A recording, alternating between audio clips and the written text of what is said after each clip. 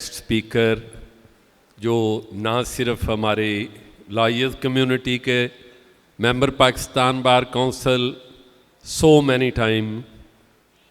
He was always with Asma Jahangir, and he being part of present government, we always expect from him that he being one of the disciples of Asma Jahangir will follow the footsteps of Asma Jahangir in the government. मौजूदा हमारे जनाब आज़म नज़ीर तारड़ साहब वज़ीर कानून पाकिस्तान जनाब आज़म. Thank you so much, Bhoon Saab. And thank you so much for reminding me that I have to follow the path late Asma Jahangir taught us to follow. And especially wearing this cap of Minister for Human Rights is a responsibility which is difficult to digest in a way, the manner we are living in this part of world. The Honorable Chief Guest, Justice Mansoor Ali Shah, Senior Pune Judge of Supreme Court of Pakistan, my learned colleagues from the Bar Councils, Bar Associations, Excellencies, I can see so many familiar faces, people traveling from different destinations. My colleague, Bonsa, when you were mentioning the parliamentarians, Manaz Appa, you forgot, Manaz Akbar, she served as Parliamentary Secretary for Law and Justice and did wonders in the ministry, I must acknowledge. My colleagues from the Bar, the senior leadership, the former presidents and the Vice Chairman of Pakistan Bar Council. Let me introduce first that I am not a guest speaker, I am also a co-host. Myself and Bhoon Saab being the part of, rather the founding members of Asma Jahangir Foundation, we always love to welcome all of you. And I must appreciate and congratulate the organizers, Asma Jahangir Foundation, AGHS, which is a firm which was actually established by late Asma Jahangir, Supreme Court Bar Association and Pakistan Bar Council, two apex bodies of lawyers, elected bodies of lawyers in Pakistan, for providing us an opportunity to assemble here every year and to freely and openly discuss those issues which normally are kept under the carpets in these parts of the world. And we never want to discuss sometimes. Saroop Ejaz was absolutely right that this is a place where we can talk for dissent, we can listen to the different voices. As late Asma Jahangir always said that you should be voice of voiceless. You should plead the cases of those who can't plead their cases. You should try to be protectors of those who don't have any shield around them. And this is what we learned from her. Serve the community in a way she has been serving. Every one of us know that she left for eternity in 2018 and left behind a void actually in this field which I have serious doubts it would take time to be filled in Pakistan. We have been listening to the honorable speakers. I decided actually to dedicate my time to honorable chief guest because we are already lagging behind the schedule. But then since few things have been said from this forum, and as I said that I'm wearing two caps, I am also representing the government, so better to quickly go through few of the areas which have been discussed here by the honorable speakers, the excellencies. Starting from the issues of human rights or conditions of human rights in my country, let me assure all of you that the government is committed to fulfill its constitutional and international obligations by creating an atmosphere where the rights of the people of Pakistan and every person on this land are protected in that scheme of things.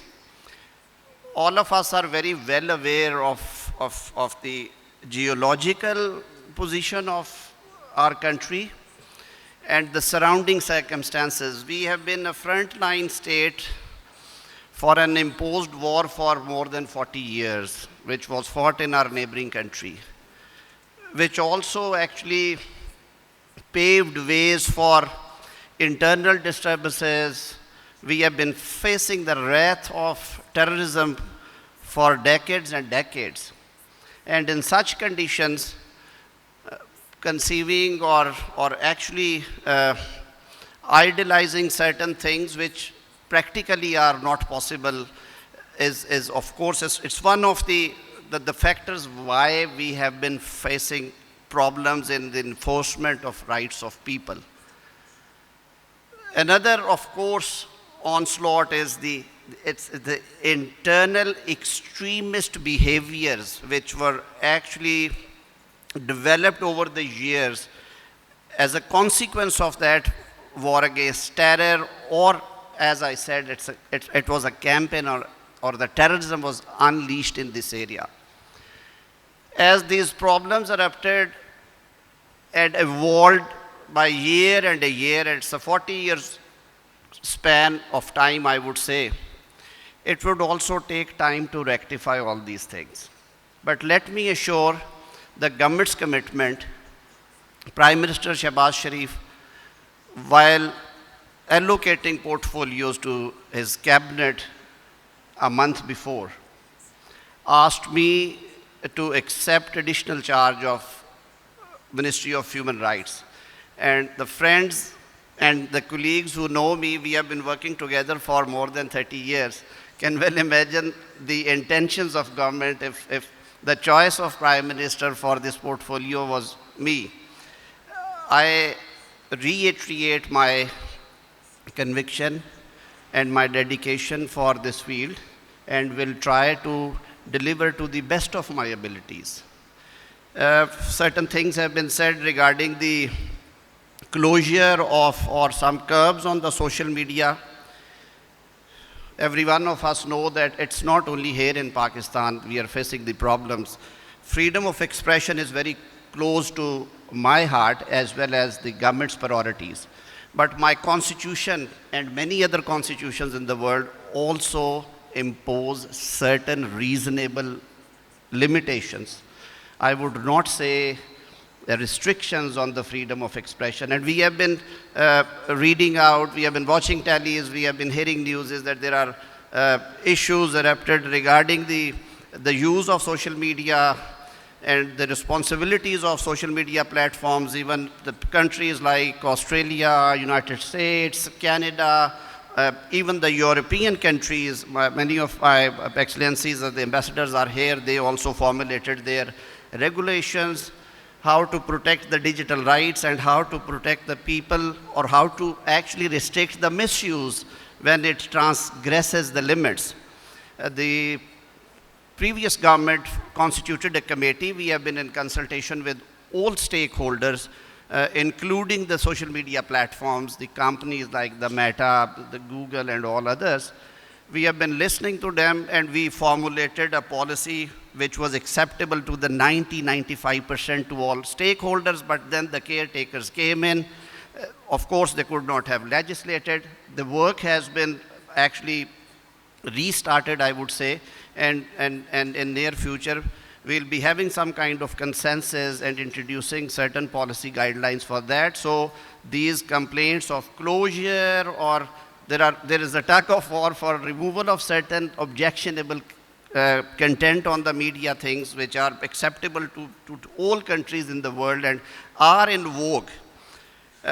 Certain things have also been said about the conduct of election. Of course, it was the mandate of the Election Commission of Pakistan and the caretakers, and we being one of the parties contesting the election.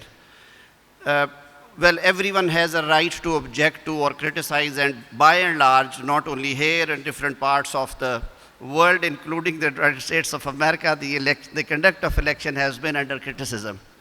And I think it's the beauty of democracy as well. Everyone has a right to raise finger and say that the procedure at that specific juncture was not transparent, was not fair. But for that, where there is a wrong, there is a remedy. The law provides for filing of petitions, appeals, which have now been filed by the aggrieved party, my own partymen, where they felt they also went into appeals and petitions. And we believe that we are having a very robust and independent judiciary. They have proved through their own conduct, through their judgments, although, as Bhoon Saab and President Supreme Court Bar rightly pointed out, that we have seen a trend where the judicial decisions were swayed by kind of the popular slogans or the popular trends, which should not be, because the justice should be justice should be done in a way as the law requires and within the bounds of law.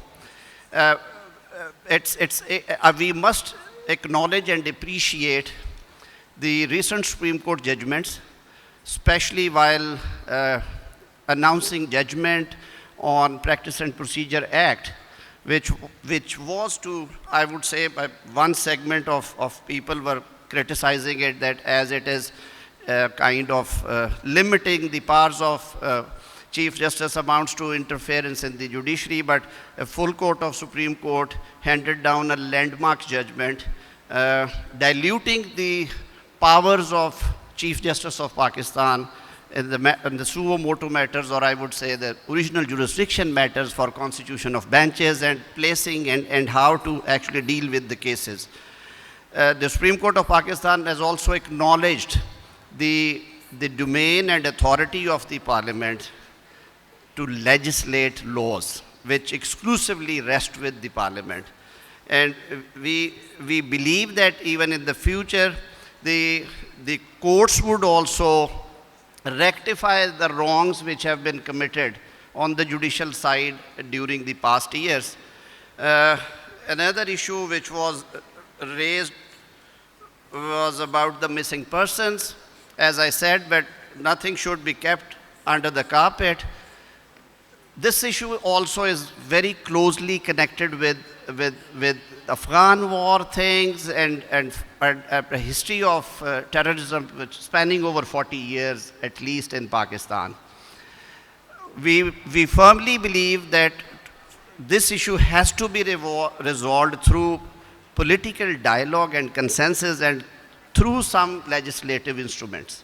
For that matter, Prime Minister of Pakistan, Shehbaz Sharif, during his previous regime constituted a committee. I was convener of that committee. We held several meetings with the political forces, with indigenous groups, with communities. We even went to the places where actually the people had been raising their voices that their loved ones are not traceable. We actually scanned through the proceedings of the commission constituted by Supreme Court of Pakistan back in 2012, and we to some extent we were satisfied that 70-80% cases had already been dealt with, and the results were quite positive, but still this is an issue which needs to be settled and resolved through political dialogue and consensus. The Prime Minister has again directed to reconstitute that committee, and all political forces and political parties, including some opposition members, would be included in that party, and I believe we would be coming up with some concrete solution, including some legislative framework. And before I beg leave, because it's already 15 minutes past 1, we were supposed to conclude this session by 1 o'clock. I expect that Honorable Chief Guest will have reasonable time to speak from heart and share his thoughts. Justice Shah is also a well-known rights activist when he was member of the bar, and even while sitting at the bench, he authored some absolutely, I would say, extremely, the judgment which actually talk about the rights of people. Doing justice with the environment is also one of the area where Justice Shah has been absolutely outstanding. And once again, thank you so much, the organizers, the honorable guest, for joining us for this occasion. Thank you so much, and Khuda Hafiz ji. Thank you very much, Mr. Azam Nazeer Tarar, Federal Law Minister, as well as Minister for Human Rights.